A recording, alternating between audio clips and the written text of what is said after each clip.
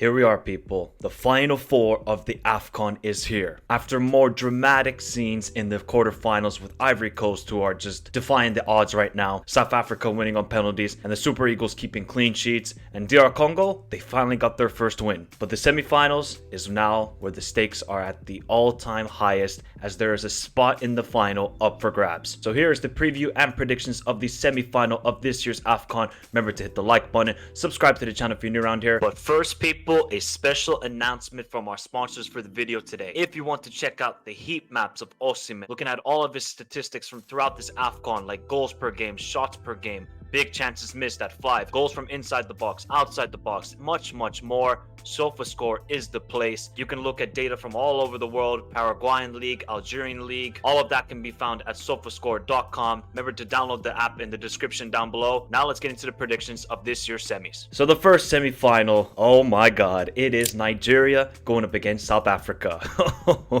The internet is about to be a wild place. The Super Eagles yet again keep a clean sheet, and yet again it is Ademola Lookman who gets the only goal of the game. This guy is coming up clutch for Nigeria in the crucial moments, and defensively this team are rock solid. Calvin Bastu, who I have said I think is the player of the tournament alongside Ola Aina, Troost-Ekong, Ajayi, and Noah Bailey in goal. This team is simply not going to concede anything. They are well structured. This back five has just worked perfectly, and Pizarro needs to be given credit for that. The only thing I do worry with this Nigerian team is Osimhen.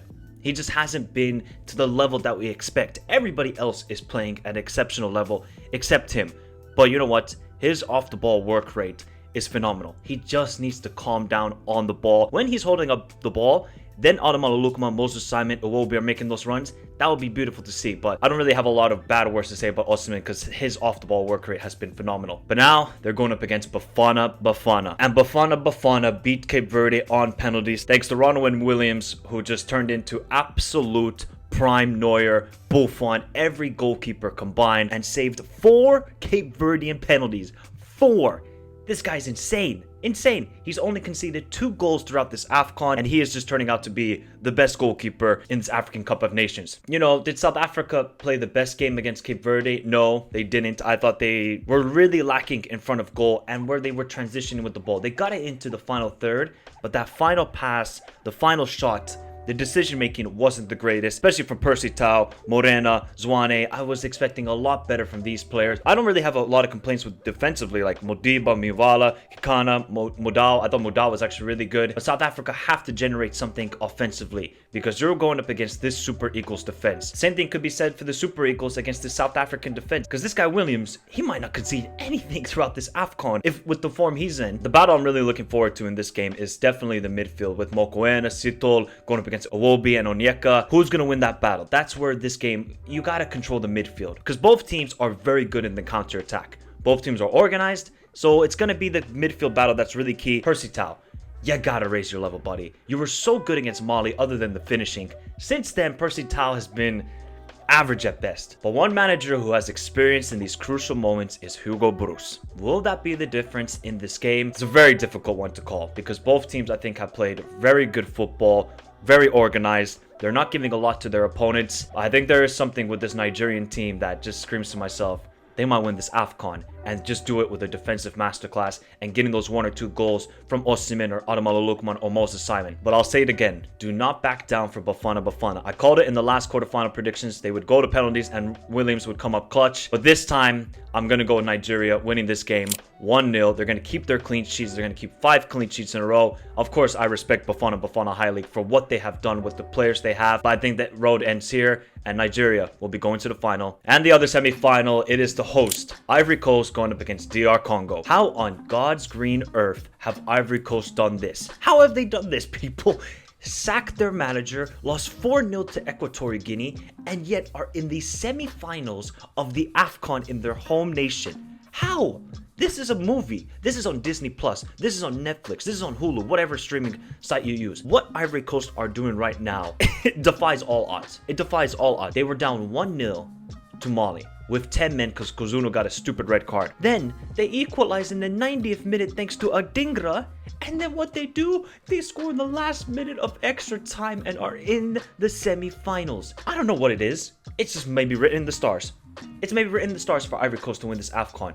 Everything is aligning towards them having crucial moments, players coming up clutch, and yet they still haven't looked brilliant. That first 40 minutes against Mali dominated them.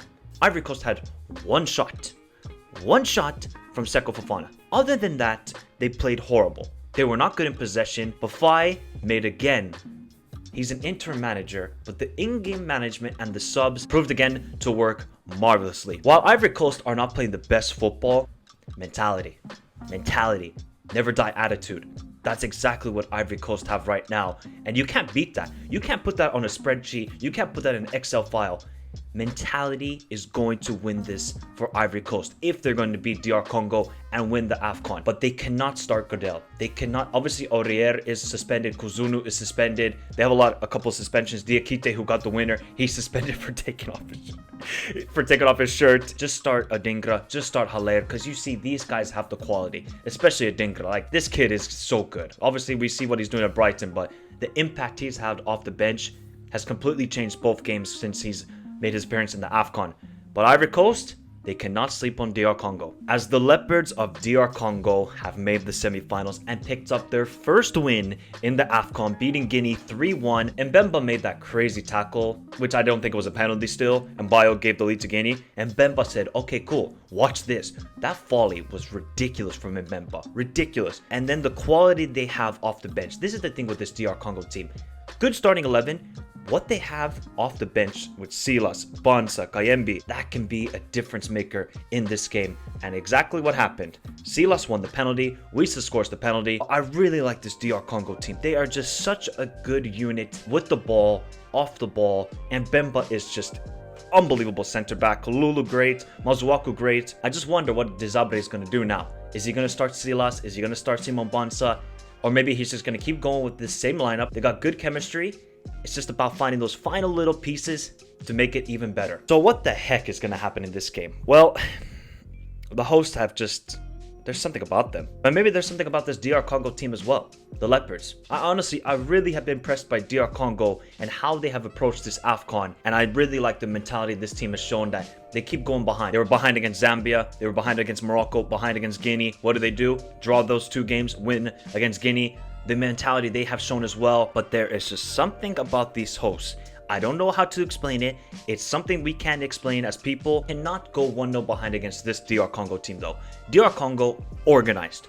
And Mbemba is just that leader. So my prediction is this is a very difficult one to call. It's going to be 1-1. It's going to extra time. It goes to penalties. And the Ivory Coast win on penalties and 2-1, and they go to the final. I don't really know. This is 50-50 for me. I could easily see DR Congo winning in 90 minutes because they are a very good team. But there is something about this Ivory Coast side that just screams, we might just do it. We might just do it. So Ivory Coast, they progress to the final, and DR Congo, they go to the third place, but have nothing to be ashamed about with this tournament. So there's the preview and predictions of this year's semifinals of the Afcon. Man, what a tournament, people. We are witnessing truly the greatest Afcon in modern history. So I want to hear your thoughts in the comments down below. Which two teams will progress to the final? And man, are we going to get even more drama in this semi-final matchups? Remember to hit the like button, subscribe to the channel if you're new around here. Remember to go download the SofaScore app. The link is in the description down below. But everybody, have a beautiful day. Stay safe in this crazy world. And until next time, adios.